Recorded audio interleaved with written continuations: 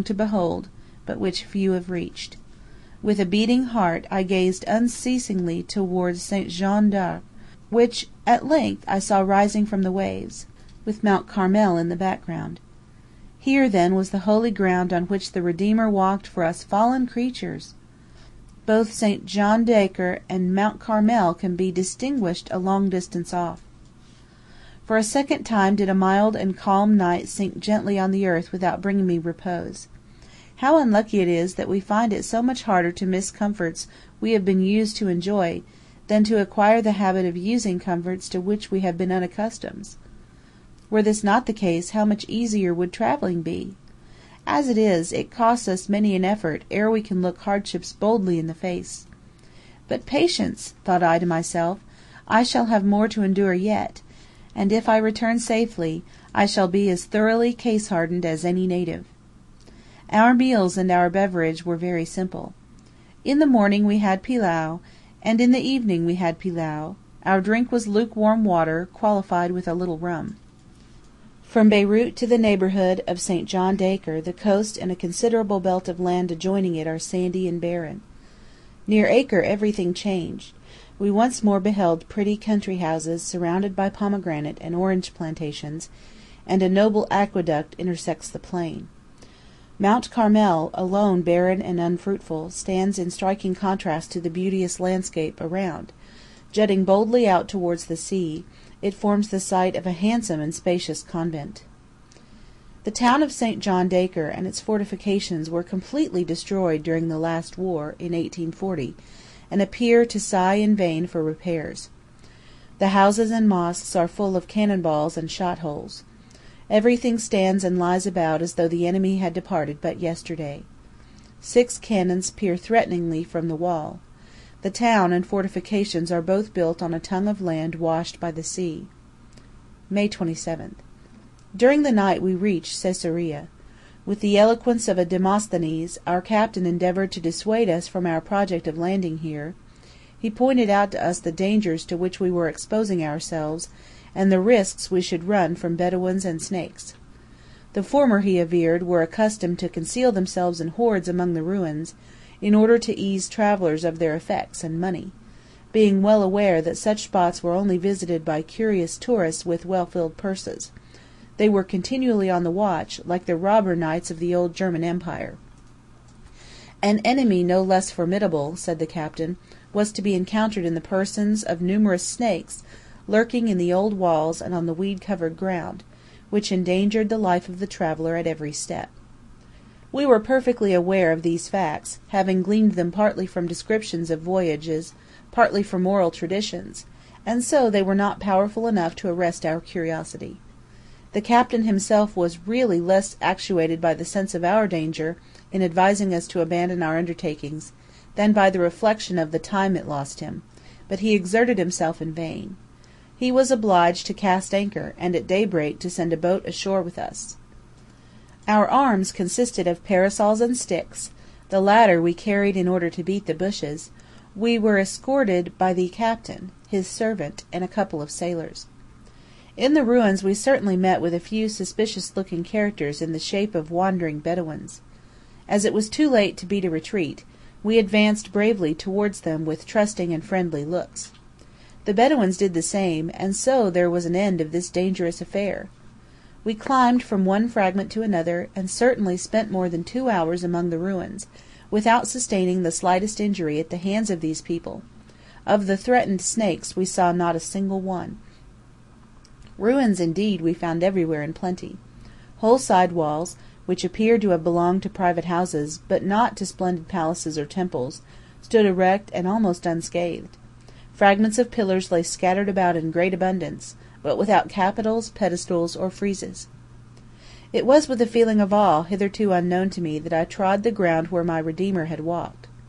Every spot, every building became infested with double interest. Perchance, I thought, I may be lingering within the very house where Jesus once sojourned. More than satisfied with my excursion, I returned to our bark. By 3 o'clock in the afternoon we were close under the walls of Joppa. To enter this harbour, partially choked up as it is with sand, is described as a difficult feat. We were assured that we should see many wrecks of stranded ships and boats. Accordingly I strained my eyes to the utmost, and could discover nothing. We ran safely in, and thus ended a little journey in the course of which I had seen many new and interesting objects, besides gaining some insight into the mode of life among the sailors. Frequently, when it fell calm, our Arabs would recline on the ground in a circle, singing songs of an inconceivably inharmonious and lugubrious character, while they clapped their hands in cadence, and burst at intervals into a barking laugh. I could not find anything very amusing in this entertainment; on the contrary, it had the effect of making me feel very melancholy, as displaying these good people in a very idiotic and degrading light.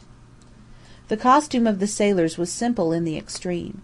A shirt covered them in rather an imperfect manner, and a handkerchief bound round their heads protected them from a coup de soleil. The captain was distinguished from the rest only by his turban, which looked ridiculous enough, surmounting his half-clad form. Their diet consisted of a single warm meal of pilau or beans, eaten in the evening. During the day they stayed their appetites with bread. Their drink was water. The town of Joppa, extending from the sea-shore to the summit of a rather considerable and completely isolated hill, has a most peculiar appearance. The lower street is surrounded by a wall, and appears sufficiently broad. The remaining streets run up the face of the hills, and seem at a distance to be resting on the houses below. Viewing the town from our boat, I could have sworn that people were walking about on flat housetops. As Joppa boasts neither an inn nor a convent which might shelter a traveller, I waited upon the consul of the Austrian Empire, Herr D., who received me very kindly and introduced me to his family, which comprised his lady, 3 sons, and 3 daughters. They wore the Turkish costume. The daughters, 2 of whom were exceedingly beautiful, wore wide trousers, a kaftan, and a sash round the waist. On their heads they had little fez caps, and their hair was divided into 15 or 20 narrow plaits, interwoven with little gold coins, and a larger one at the head of each plait. A necklace of gold coins encircled their necks. Their mother was dressed in exactly the same way. When elderly women have little or no hair left, they make up with artificial silk plaits for the deficiencies of nature. The custom of wearing coins as ornaments is so prevalent throughout Syria, that the very poorest women, girls, and children strive to display as many as possible. Where they cannot sport gold, they content themselves with silver money, and where even this metal is not attainable, little coins of copper and other baser metals. The consul and his sons were also clothed in the Turkish garb, but instead of a turban the father wore an old cocked hat, which gave him an indescribably ludicrous appearance. A son and a daughter of this worthy patron of the semi-Turkish, semi-European garb had but one eye, a defect frequently met with in Syria. It is generally supposed to be caused by the dry heat, the fine particles of sand, and the intense glare of the chalky hills. As I reached Joppa early in the afternoon, I proceeded in company of the consul to view the town and its environs. In dirt, bad pavement, etc., I found it equal to any of the towns I had yet seen. The lower street, near the sea, alone is broad and bustling, with loaded and unloaded camels passing continually to and fro. The bazaar is composed of some miserable booths, containing common provisions and a few cheap wares. The neighbourhood of Joppa is exceedingly fertile. Numerous large gardens, with trees laden with all kinds of tropical fruits, and guarded by impenetrable hedges of the Indian fig tree, form a half circle round the lower portion of the town. The Indian fig tree, which I here saw for the first time, has an odd appearance. From its stem, which is very dwarfish, leaves a foot in length, 6 inches in breadth, and half an inch in thickness shoot forth. This tree seldom sends forth branches. The leaves grow one out of another, and at the extremity the fruit is formed. Its length is about 2 or 3 inches. 10 or 20 such figs are frequently found adhering to a single leaf. I could not conceive how it happened that, in these hot countries, without rain to refresh them, the trees all looked so healthy and beautiful. This fact I found was owing to the numerous channels cut through the gardens, which are thus artificially irrigated. The heavy dews and cool nights also tend to restore the drooping vegetation. One great ornament of our garden was, however, totally wanting, a lawn with wild flowers. Trees and vegetables here grow out of the sand or stony earth. a circumstance hardly